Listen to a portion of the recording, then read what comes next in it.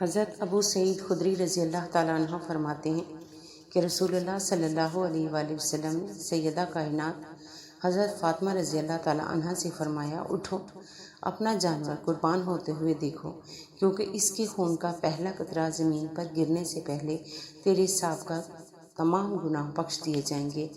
سیدہ فاطمہ رضی اللہ تعالیٰ عنہ نے کہا، یا رسول اللہ صلی اللہ علیہ وآلہ وسلم، کیا یہ حکم صرف ہمارے گھرانے کے لیے ہے یا باقی تمام مسلمانوں کے لیے بھی ہے؟ آپ صلی اللہ علیہ وآلہ وسلم نے فرمایا، یہ حکم تمام مسلمانوں کے لیے ہے۔ حضرت عائشہ رضی اللہ تعالیٰ عنہ فرماتی ہیں کہ رسول اللہ صلی اللہ علیہ وآلہ وسلم نے ارشاد فرمایا، قربانی کے دن خون بہانے سے بڑھ کر کوئی عمل ایسا نہیں ہے جو اللہ تعالیٰ کی بارگاہ میں قرب کا باعث ہو۔ قیامت کے دن قربانی کا جانور اپنے کھروں، بالوں اور سینگوں سمیت آئے گا۔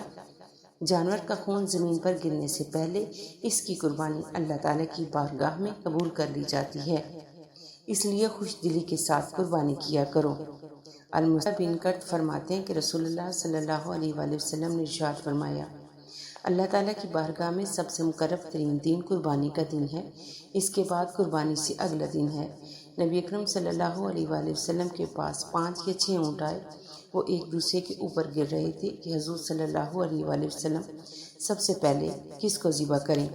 جب وہ ذبح ہو گئے اور ان کے جسموں کی حرکت ختم ہو گئی تو آپ صلی اللہ علیہ وآلہ وسلم نے آہستگی کے ساتھ کوئی بات بولی جس کو میں سمجھ نہیں سکا۔ میں نے ساتھ والے آدمی سے پوچھا تو اس نے بتایا کہ حضور صلی اللہ علیہ وآلہ وسلم فرما رہے تھے کہ اب جو چاہے ان کا گوشت کاٹ لے۔ المصطفیٰ ویڈیو اچھی لگے تو چینل کو لائک اور سبسکرائب کریں تاکہ اس طرح کی معلوماتی ویڈیو آپ کو بر وقت ملتی رہیں۔ شکریہ۔